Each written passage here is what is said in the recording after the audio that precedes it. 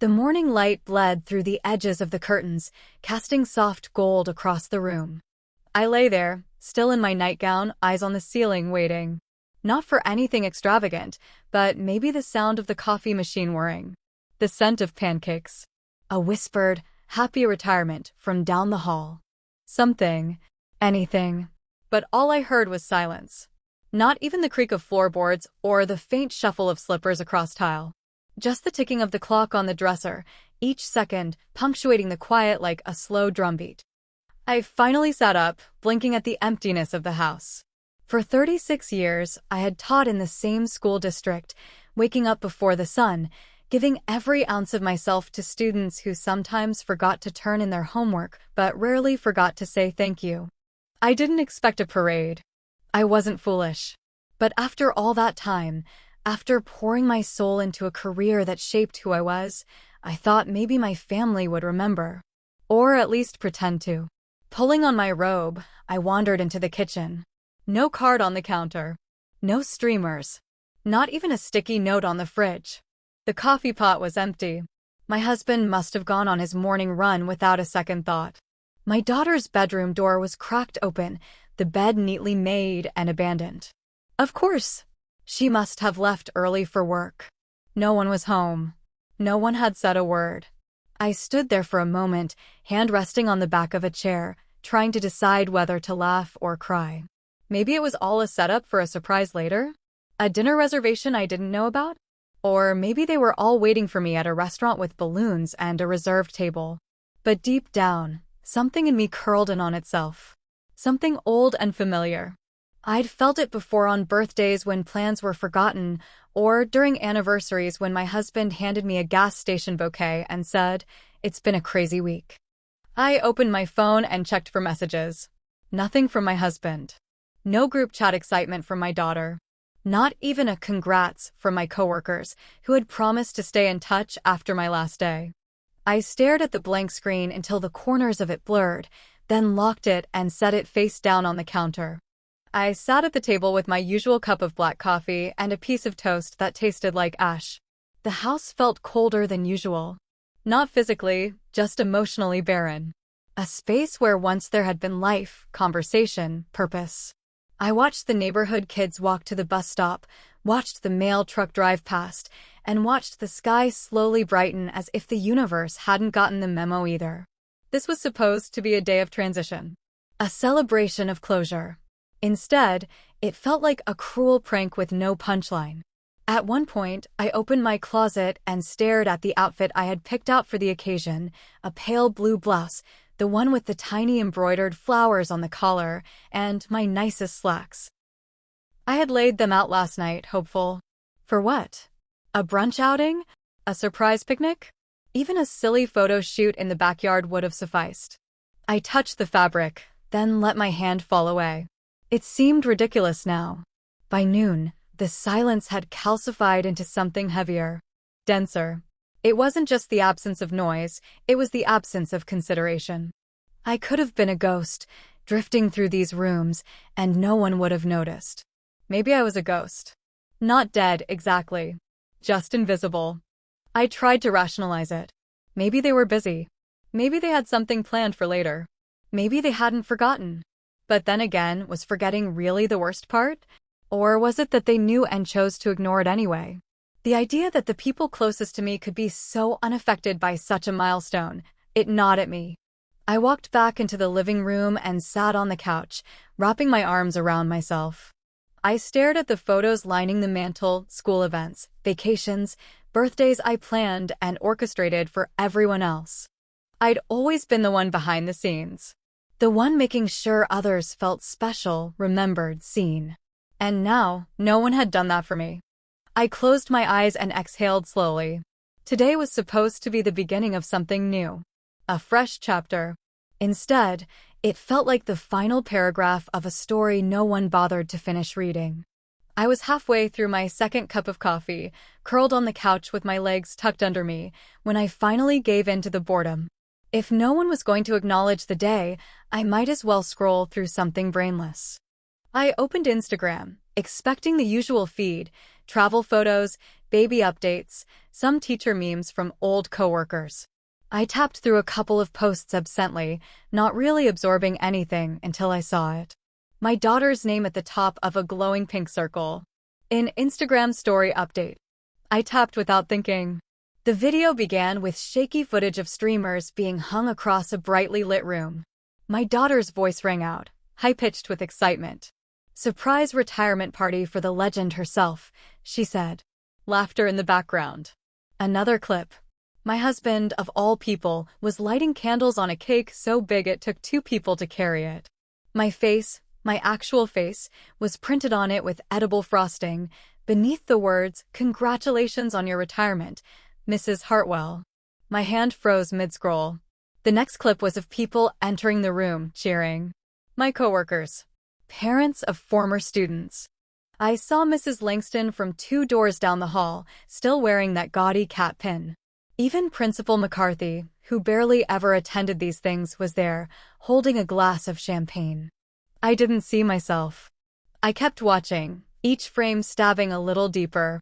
There were decorations in the school colors, tables filled with food, a huge photo collage on the back wall of me throughout my years of teaching. Me reading to kindergartners, me helping a high school senior with college applications, me hugging students at graduation. And in every photo and every face in the room, one thing was clear: they all remembered. They had planned this. They had gathered. They were celebrating. Without me. I dropped the phone onto my lap like it burned. My fingers trembled, my throat went dry. This wasn't just a forgotten breakfast or a missed greeting. This was an entire event. An entire room of people I'd spent decades caring about. A room full of laughter and appreciation, and I hadn't even been invited through the front door. I picked the phone back up, needing to confirm I hadn't misinterpreted something. Maybe it wasn't my party. Maybe it was for someone else. Maybe. Another story loaded.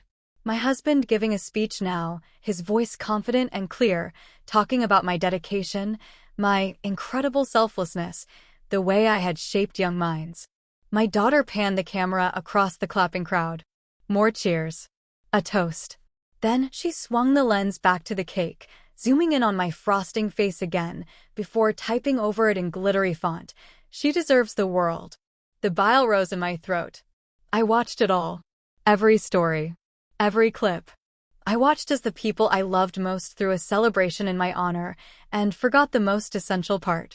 Me. No one had bothered to pick me up. No one had told me where or when. My name was on the cake, but not on the guest list. What stung more than anything was how happy they all looked. They weren't just honoring me. They were enjoying themselves. Smiling, drinking, laughing. My husband looked relaxed in his element. My daughter looked proud, like she had pulled off something grand. It was as if I had died and this was my wake, and they were all comforted by the performance of remembrance. I placed the phone on the cushion beside me and sat very still. The walls around me seemed to hum with insult.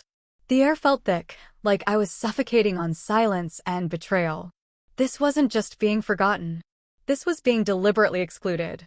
How else could it have happened? Someone had to notice I wasn't there. Someone must have asked, "Where is she?" And if they did, what was the answer?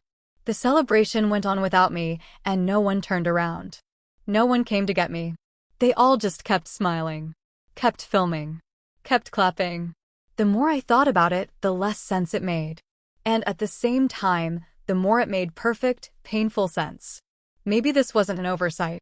Maybe it was intentional. Maybe they had decided I wasn't needed for my own farewell. I leaned forward, elbows on my knees, heart pounding in my ears. My name was on that cake. My photos on that wall. My career, the one I had built with patience and care, was the reason for the celebration. But I wasn't there. They had thrown a party for me. And forgot to bring me. I don't know how many times I rewatched those Instagram stories. At first, I thought maybe I was being dramatic. Maybe there was a detail I missed, a clip I didn't see.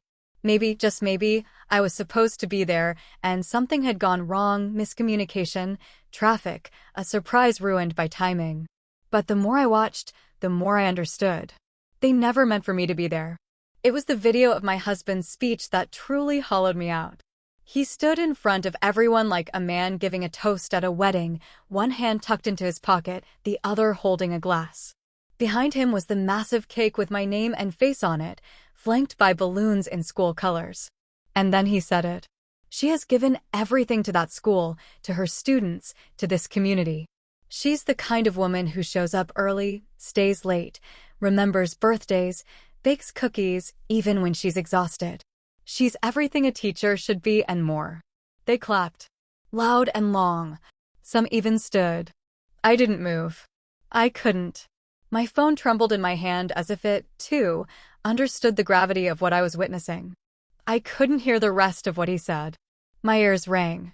My vision blurred. But I kept watching. His mouth moved. People nodded. My daughter even wiped a tear from her eye. They were so proud.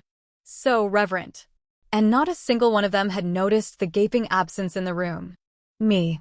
The next story clip showed a slow pan of the decorations, photos of me at every stage of my teaching career. Someone had even managed to dig up an old newspaper clipping from when I was named Teacher of the Year.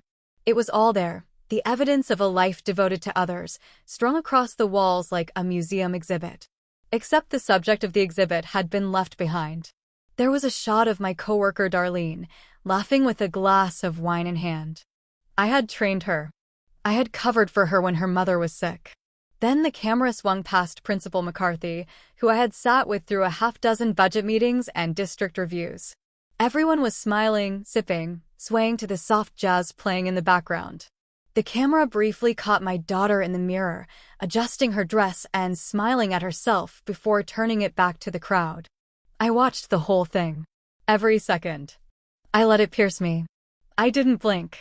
I didn't cry. I let the betrayal press in from all sides, let it seep into every limb, every corner of my mind. Because this wasn't forgetfulness. This was an event. A plan.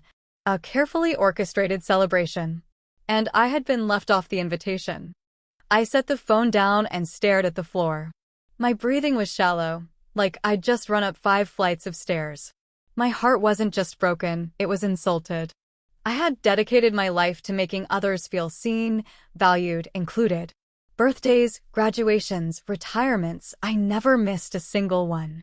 I always showed up, gift in hand, kind words ready. And when it was my turn, they didn't even think I deserved a seat at the table. How do you come back from something like that? I reached for the throw blanket draped over the back of the couch and wrapped it around myself, not because I was cold, but because suddenly I didn't know what else to do. I felt small, ridiculous, like the punchline of a cruel joke everyone had agreed to but me. A guest of honor in absentia. A name on a cake with no face in the room. I thought about calling my husband, demanding an explanation. But what would he say? That they forgot? That it wasn't what it looked like? That I was overreacting? No, I knew better. I knew exactly what he'd say. The words were already forming in my mind, and they were worse than silence. So I sat there, wrapped in a blanket, watching the footage of my own celebration from the outside. Like a ghost haunting a life I hadn't realized I'd already been cut out of.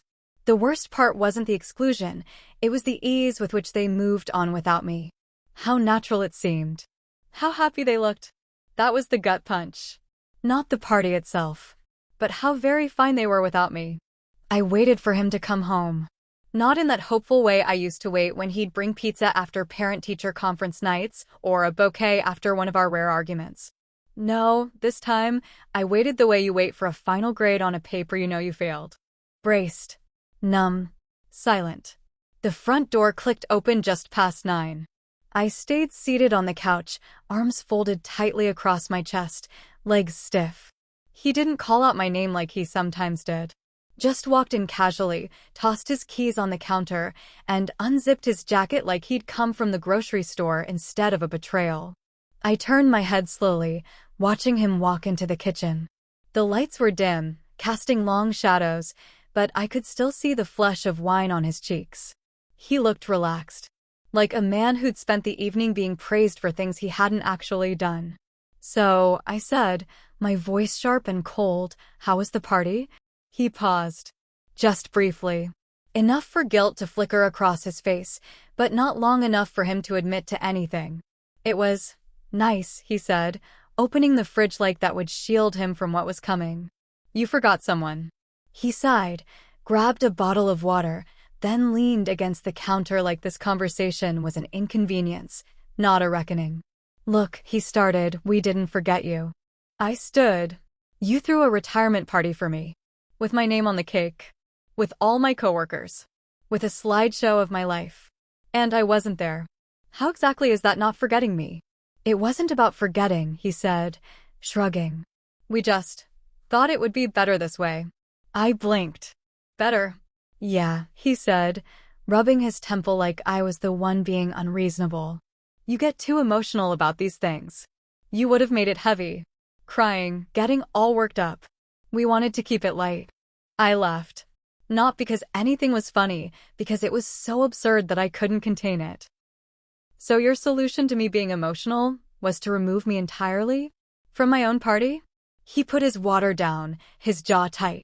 Don't twist it. I'm not twisting anything, I snapped. You gave a speech. You smiled. You drank champagne.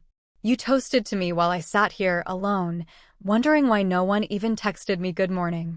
He looked at me then, really looked, and for a second I hoped there would be a flicker of remorse, some trace of the man I married. But all he said was, you always make everything a bigger deal than it is. And there it was. The dismissal. The belittling. Not with yelling, not with cruelty, but with that infuriating calm that made me feel like a child having a tantrum. He was always good at that, wearing patience like armor, while undermining me with every word. Do you know what it felt like? I said, stepping closer. To watch you celebrate me. From a screen. To see my face on a cake I didn't get to eat? My life printed on walls I wasn't invited to walk past? You stood in front of a room full of people and gave a speech about me, without me. And now you're standing here telling me I'm too emotional. He didn't respond. Just looked away. Drank his water like it could wash the guilt off his tongue. Would you have done the same if it was your retirement? If we left you home and toasted you from across town? That's different, he muttered. How? I pressed. He didn't answer. He didn't have to. The silence between us stretched wide and sharp, and I realized then that this wasn't a one-time mistake. This was the sum of 1,000 small dismissals, 1,000 moments where I was told I felt too much, wanted too much, asked for too much. The party was just the latest proof.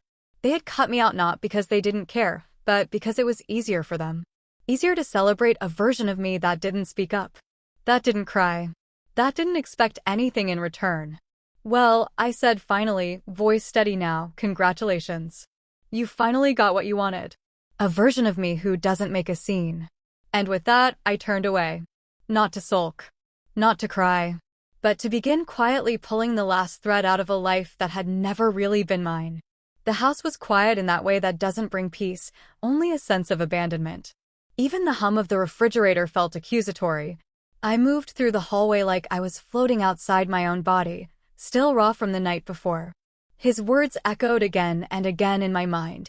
You get too emotional. I wanted to scream, to break something, but the anger had settled into something colder now. Something more dangerous. Resolve. I walked into my home office and closed the door behind me. The familiar click of the latch sounded final. The walls were lined with framed certificates, student art, thank you notes scribbled in crayon. Every inch of the space was soaked in memories I had once clung to. My teaching license, now expired, hung in a polished frame near the bookshelf. My favorite mug, best teacher ever, still had the faint coffee ring from my last day at school. I stared at it all. At the legacy I'd built. Not for the public or for the applause, but because I believed in it. I believed I mattered. That what I gave, my time, my compassion, my strength meant something. But yesterday had shown me exactly what they thought of all that. I pulled the shredder out from under the desk. It was a compact, black machine I'd bought for cleaning up old bills. Now, it would be something else. A tool of reclamation. I took down the first frame. It was a certificate from my 5th year of teaching, Excellence in Education Award. The signature at the bottom belonged to a principal who once told me I was too soft for high school classrooms. I stared at it for a moment, then opened the glass, slid out the paper, and fed it through the shredder. The machine roared to life, humming with the kind of purpose I hadn't felt in days. The paper disappeared into a cloud of ribbons. Next, I pulled down a thank you note from a parent who once cried in my arms because her son had learned to read under my care. It hurt more than I expected, but I fed it through. Strip by strip, I reduced every sentimental scrap into nothing. Not because the memories didn't matter, but because I was done clinging to a past that no longer served me. I worked slowly, methodically, the shredder swallowing up my career like an offering to some quiet, vengeful god. Lesson plans I had saved for decades, pages of carefully written objectives and engaging activities gone. Awards, letters, class photos. I kept only one thing, a tiny drawing from a student named Clara who had once told me I was her school mom. I tucked it into a drawer without looking. I paused at the bookshelf, running my fingers over the spines of the professional development books I'd collected over the years. I used to highlight them, annotate them, reread chapters like scripture. They held no magic now. I slid several off the shelf and dumped them into a cardboard box. I'd donate them to the library or the next young teacher who still believed the system cared about heart. As the shredder cooled, I sank into the chair at my desk. My hands were ink-stained and slightly trembling, but my mind felt still for the first time in days. This wasn't rage. This was a ritual. A funeral, not just for the teacher I had been, but for the woman who had tolerated being overlooked for far too long. I opened the drawer on the left side of my desk. Inside were old staff directories, retirement savings statements, and a sealed envelope with my name on it, handwritten by my daughter when she was in middle school. "You're my hero," it had said on the front. I didn't open it. I didn't need to. I just held it for a moment before setting it aside with Clara's drawing. And then I noticed the small black notebook at the bottom of the drawer, the one where I'd started to draft my memoir years ago, back when I thought retirement would be a celebration, not an erasure. I opened it to the first page. "When you give your life to something, make sure it remembers you." My own words stared back at me like a dare. A strange calm settled in my chest. The damage was done, yes, but I wasn't broken. Not really. They had tried to sideline me from my own story, to turn me into a symbol they could use and discard. But I was still here. And now, I was done asking for recognition. I stood, gathered the shredded remnants into a trash bag, and tied it off tightly. It wasn't an ending. It was a beginning. I took one last look around the room that had once defined me, then switched off the light. This wasn't a tantrum. This was a rebirth. And the woman walking out of that office? She was no longer asking for a seat at the table. She was building her own. The moon was still high when I woke. Or maybe I hadn't really slept at all, just drifted in and out of a restless haze, replaying everything in my head until the lines between memory and imagination blurred. The house was dark and still, the kind of quiet that wrapped around your chest and squeezed. I didn't turn on any lights. I didn't need to. I knew every creak in the floor, every corner of this place. I'd walked it in love, in exhaustion, in silence, and now I walked it in the quiet determination of someone who had finally reached her threshold. I padded into the kitchen, my bare feet cold against the tile. The shredder's hum still rang in my ears from the day before, like a mechanical eulogy echoing in the walls. Everything I needed was already in the drawer by the fridge. I'd put it there months ago. Not because I knew this would happen, but because a part of me, maybe the part that had been slowly waking up for years, suspected that one day I'd need it. I opened the drawer and pulled out the envelope. It was pristine, unassuming, white, unmarked, save for a small post-it note I had once stuck to the outside, just in case. I peeled it off and dropped it into the trash. Inside were the divorce papers. Every page reviewed, initialed, prepped. The signatures were the only missing pieces. I stared at the top sheet for a moment, letting the weight of it settle over me. This wasn't a decision made in fury. No yelling, no dramatic accusations. It was quiet, clear, earned.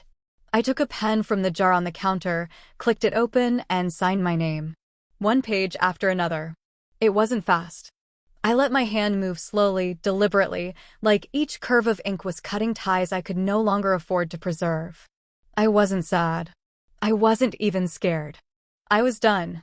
Once finished, I slid the papers neatly back into the envelope. I stood there for a moment, unsure where to put it. Then it came to me, almost too perfectly. I opened the kitchen drawer, found a black Sharpie, and scrawled across the front of the envelope in thick block letters, "Congratulations." It was almost poetic. Fitting, even. He liked things wrapped up with a bow, liked performances and grand gestures. This was mine, just not the kind he'd expect. I placed the envelope dead center on the kitchen counter, right beside the coffee pot he used every morning. He wouldn't miss it. And when he opened it, well, maybe then he'd realize the party wasn't the end of something for me. It was the beginning of my refusal to remain invisible. Back in the bedroom, I moved like someone escaping from a life rather than packing up for a vacation. I didn't take everything, just what mattered. A suitcase with clothes, my journal, Clara's drawing, and my daughter's unopened childhood letter, the small black notebook from the bottom drawer of my office, and my laptop. I pulled on a pair of jeans, a sweater, laced up my boots. My reflection in the mirror looked unfamiliar, but not in a bad way. I looked like a woman who had finally stopped hoping for people to change. The sun hadn't yet risen when I opened the front door. The air was sharp and cool against my face. I took one last look behind me, not at the house, but at the woman I had been in it. The one who kept quiet. The one who apologized first. The one who got left off her own guest list. I wasn't her anymore. I stepped out into the early morning stillness and closed the door gently behind me. There was no need for a slam. No need for theatrics. I had said everything I needed to say. With ink. With silence. With absence. The car was already packed. I slid into the driver's seat, started the engine, and pulled out of the driveway without looking back. I didn't have a destination in mind. Not exactly. I just knew I wanted distance. Space. A breath that didn't have to be measured or muffled. The roads were empty, the sky slowly lightening ahead of me. A new day was beginning. A real one. Not a forced celebration. Not a fake performance. This one belonged to me. And as I drove, one thought repeated in my mind, steady and sure. Let them wake up to the truth. Let them find the envelope. Let them pour their coffee beside the ruins of their own choices. Because I was done watching from the sidelines. Done waiting to be seen. I had finally chosen myself. And that choice was signed, sealed, and already on its way toward something freer. The road curved along the coastline like a ribbon unraveled just for me. Salt wind swept through the crack in the window, stinging my face in a way that felt more like baptism than discomfort. I hadn't looked at a map. I hadn't needed to. All I knew was that I needed to go where no one could reach me, not physically, not digitally, not emotionally. I needed to vanish, not in some dramatic act of revenge, but in an act of self-preservation. I parked at a gas station on the outskirts of a sleepy coastal town, the kind with one diner, a post office, and a market that still used handwritten price tags. The kind of place where no one would ask questions, where people minded their own lives and didn't prod at yours. It was perfect. I filled up the car, grabbed a coffee from the corner kiosk, and found a flyer for long-term cabin rentals pinned to the community board. An hour later, I was unlocking the door to a small weathered loft that overlooked the ocean, with chipped paint, wide windows, and floors that creaked like old secrets. I paid in cash. No questions asked.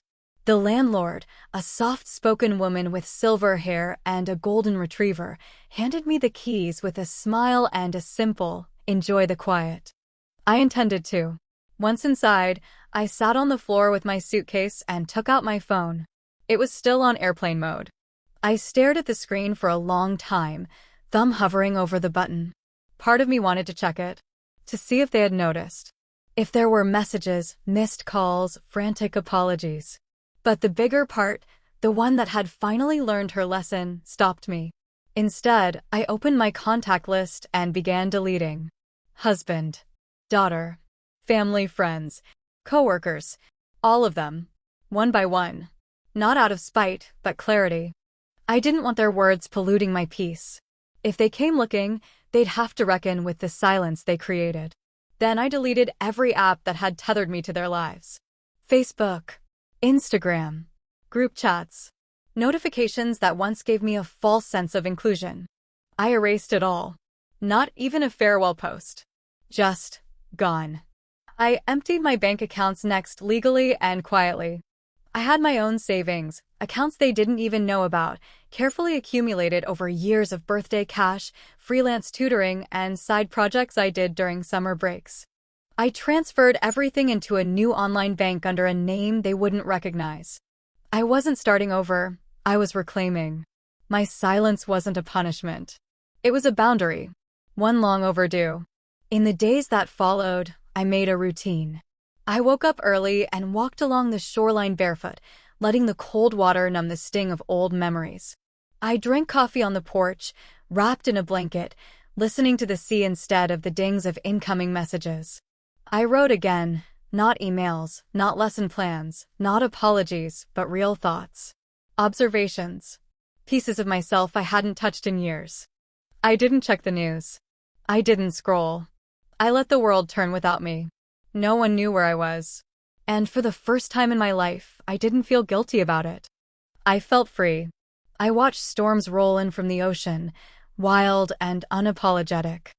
I cooked meals for one and ate them slowly. I rediscovered the quiet joy of music without lyrics, of books with worn pages, of naps in the afternoon sun. And as the days passed, the tightness in my chest loosened.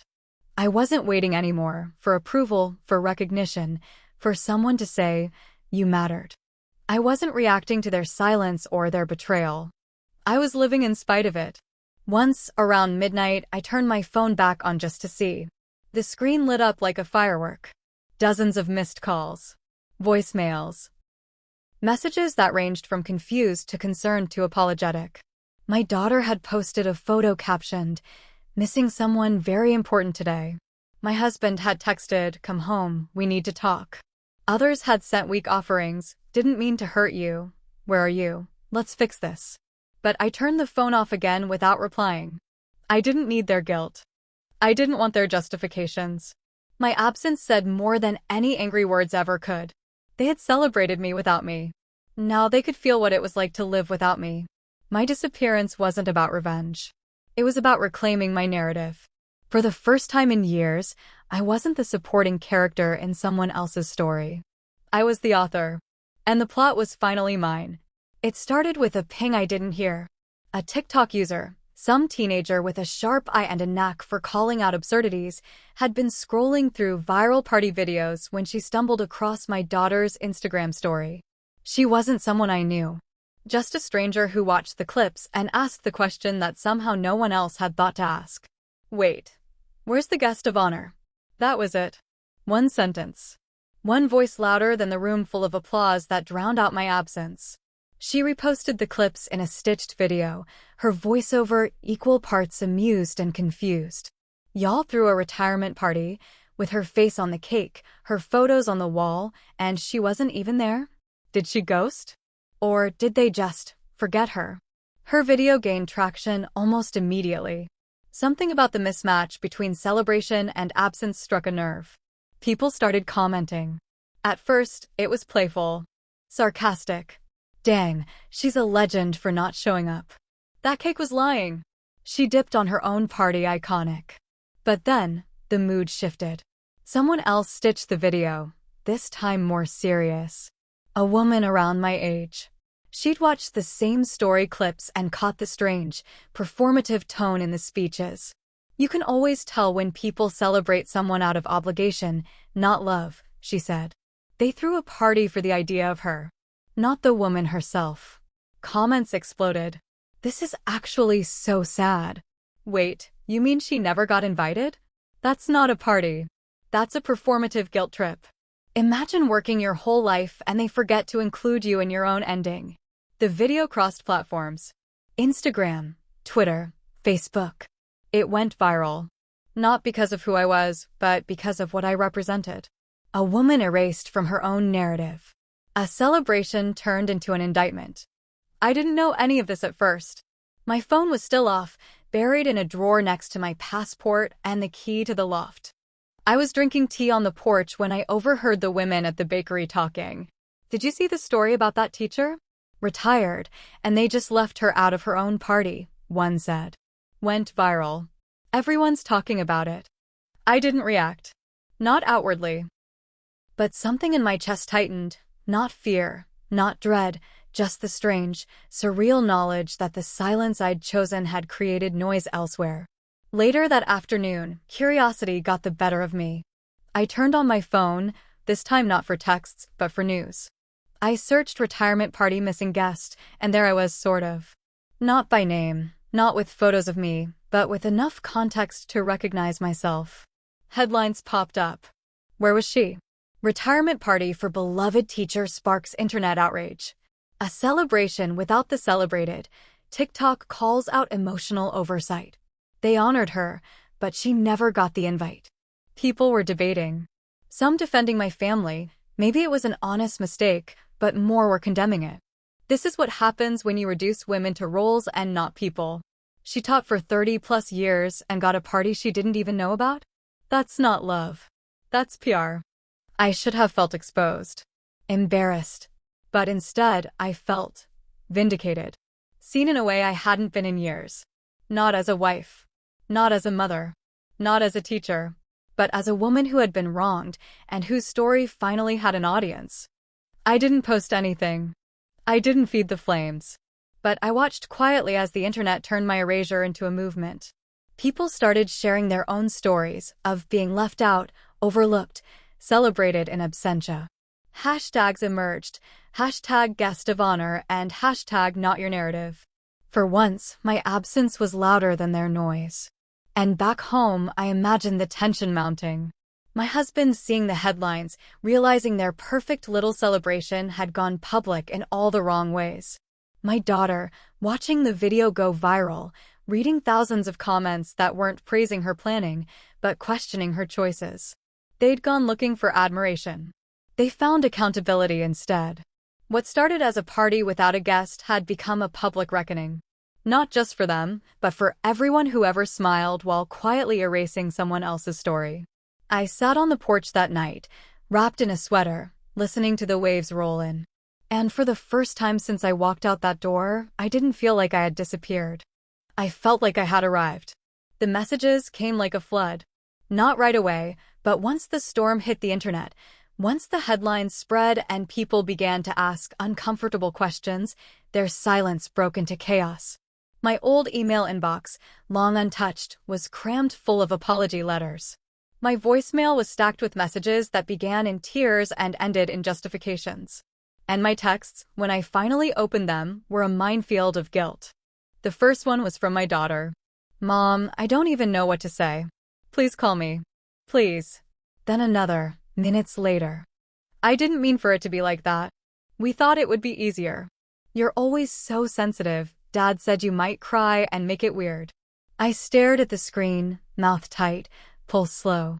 Each sentence was worse than the one before it. They didn't mean for it to be like that? They thought it would be easier? As if my presence was a burden, as if my emotions were the enemy, not their betrayal. The next text was from my ex-husband. "This has gotten out of hand. Can you please call me so we can talk like adults?" Like adults. As though I'd stormed out in some teenage tantrum. As if I hadn't calmly signed the divorce papers and left them with a label that said congratulations. As if I hadn't made every choice with full clarity and restraint. Other messages came in too. Old coworkers, friends, neighbors, people who had shown up to that party and never once asked where I was. Now, suddenly, they remembered me. "I'm so sorry. I didn't know you weren't coming. It wasn't right what they did. You deserved more." I wish I had said something. Funny how silence turns to sympathy when the world starts watching. I didn't respond. Not right away. Not even the next day. I let the messages pile up like snow, cold and quiet. I let them sit there unanswered while I went on with my days. I took long walks by the water. I baked bread. I wrote for hours. I breathed. Then, on a foggy morning that felt heavy with truth, I opened my laptop and posted just one thing. A black screen. White text. Simple. Unmistakable. I watched you all celebrate me. Without me. Never again. No caption. No hashtags. No explanation. Just the raw truth, unfiltered and irrefutable. Within minutes, it spread. People shared it. Quoted it. Screenshotted it. It hit harder than all the videos, the think pieces, the apologies. Because it didn't beg for understanding. It didn't explain itself. It simply stood there, a monument to quiet pain, to deliberate absence, to the kind of betrayal that doesn't need to scream to hurt. My daughter texted again. Mom, please don't do this. We're getting destroyed online. And there it was. The heart of it. Not we're sorry. Not I see you now. But we're getting destroyed. The apology rooted in discomfort, not remorse. I didn't reply. Instead, I closed the laptop and walked out to the edge of the rocky shoreline behind the cabin. The tide was high, crashing against the cliffs with a fury that echoed the noise inside me. Not rage, just the relentless pounding of truth demanding to be heard.